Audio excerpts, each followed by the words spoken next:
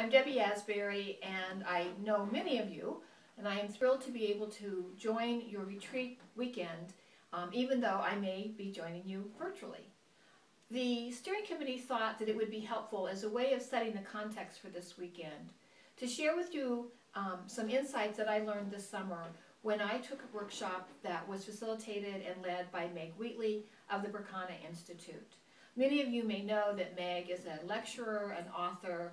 She works with systems around the world, and she shared some insights this summer that helped me better understand Theory U, and particularly it helped me see how in that place of Theory U, where we're moving down the U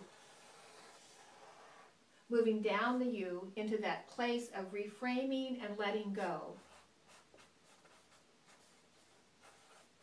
sitting at the bottom of the U, getting in touch with the source, seeking clarity, and once the clarity emerges communally as well as collectively, to move up the U into that place of the emerging future. As I listened to Meg explain the two-loop cycle of systems development, it helped me better see how a system has to move into this place of letting go, gaining clarity, and then co-creating the emerging future. And so it's the two cycle loop of systems development that I'd like to share with you today as a way of setting the context for the work that you are about this weekend. So Meg talks about this idea of two loop cycles as we understand the way that systems grow, decline, and then new systems emerge. So here's what it looks like. Every system, and you can imagine any kind of system that you'd like to think about. It could be the economic system that we are undergoing, our economic system here in the United States. It could be an educational system, the healthcare system, the institutional church, or religious life. This idea works regardless of the scale or the work of a particular system. Every system has a time of founding.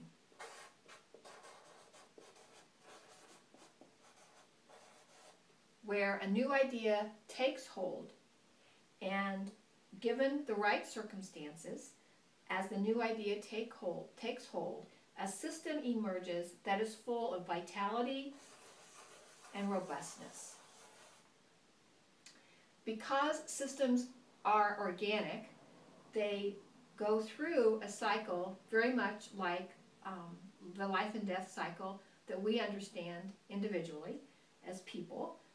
A system will engage in this time of robustness and growth, will move into a time of grace, status quo, a place where everything is working pretty much for the good, but inevitably there is a time that the system begins to, once it has reached its peak, begins to enter into a time of decline or decay. What we're coming to understand is that as a system is into this place of decline or decay, that what must happen within that time period is the work of hospicing. Meg Wheatley talks about, and her premise, her mental map, if you would, or her worldview, is that many of today's systems are engaged in this time of decline, decay, and deterioration.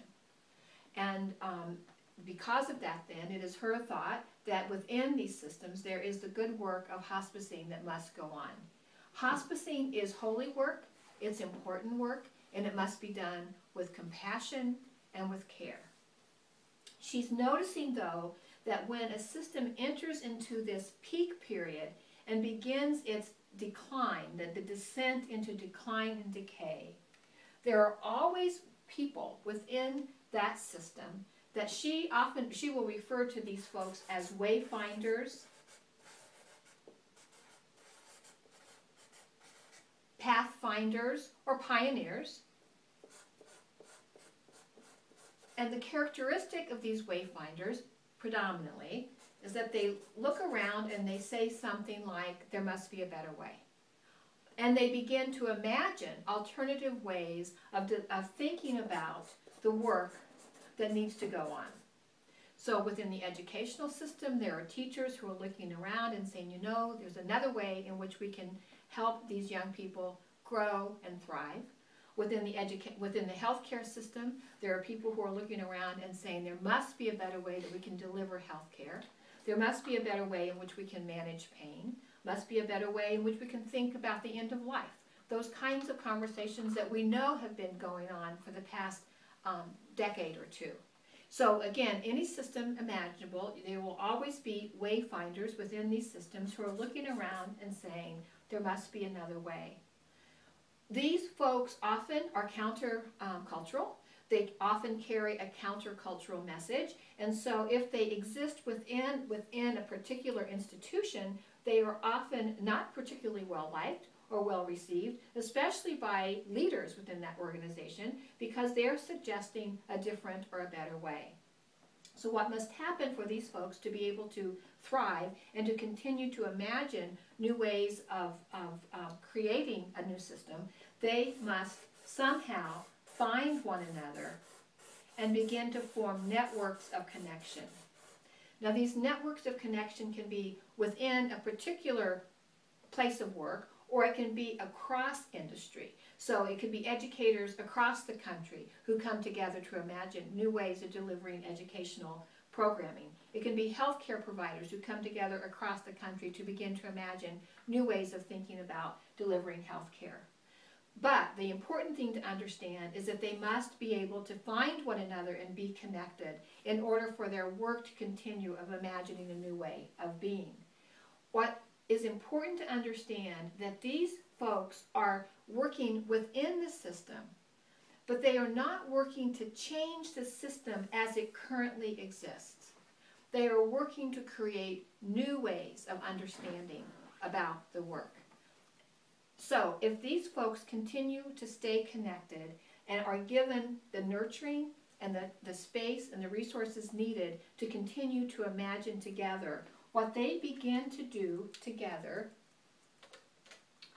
is to create a new way of being.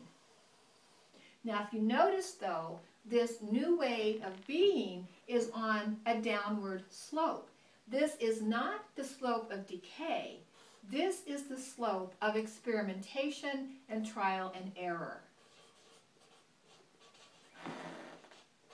So it's a time of experimentation, of actually living with uncertainty,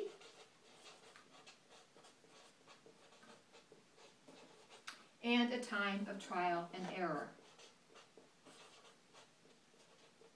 So if we were to put this in the language of Theory U, these folks would be engaged in deep dive conversations about ways of imagining a new way to think about vocations, a new way to think about church, a new way to think about community.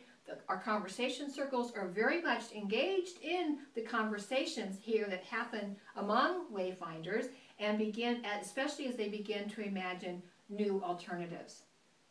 What's important to understand is that during this time of uncertainty, these folks are not afraid of the data. They're absolutely able to live with uncertainty, and the leaders within the system are giving them the time and the space for these conversations and for these creative ways of imagining.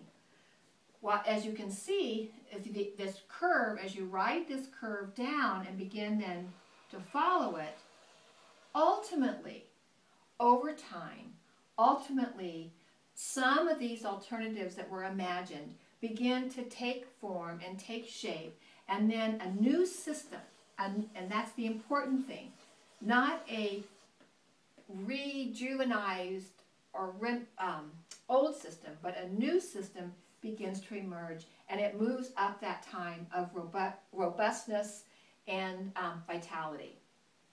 Now, if you look at this, you will see that this circle is not connected, or this cycle is not connected to that cycle.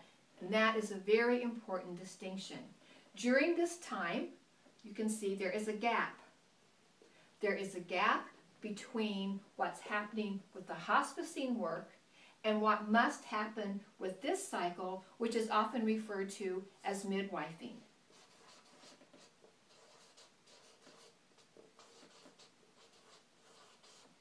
During the decay of an old system and the early beginnings of a new system, there is a gap between what was and what will be. That's why when I became really excited, because I began to imagine that the gap here from here is actually what is happening as a system decides to let go, moves into this place of experimentation, ultimately becomes clear about what's working, and then begins to move up into the letting come. This is the moving up. This is the work of midwifing. So, as Loretto community is engaged in conversations and deep dive groups and new initiatives concerning healthcare, you are literally living during this time of midwifing, and you are living during the time of hospicing, the time of naming clearly and honestly what needs to be let go of, while simultaneously beginning to be in conversations with one another and with others who are like-minded to begin to imagine new ways, so that together over time,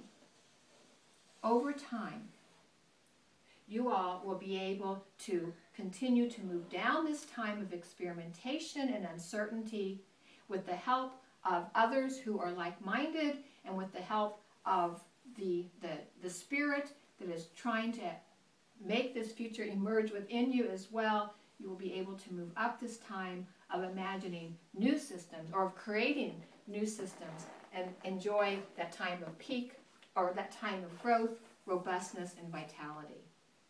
So, really, in conclusion, if we think about what the two cycles help us understand, help us see, is actually that time of letting go, sitting at the bottom of the U, and then beginning to move up together of co-creating the emerging future, what must happen, these wayfarers, these pioneers, these wisdom people, these folks who have prophetic ideas must stay connected, be connected, continue to be loved and nourished and nurtured and given the time and resources to imagine new ways, because over time, what we are coming to understand that these ideas then begin to take root and take hold, and then the new system emerges beyond our wildest hopes and imaginations. So briefly, 2 loop cycles of understanding systems helps us see what we've been doing in our framework of Theory U, and hopefully it will help you as you continue your work this weekend in your retreat to imagine what needs to be let go of in order for the new future to emerge. Thank you.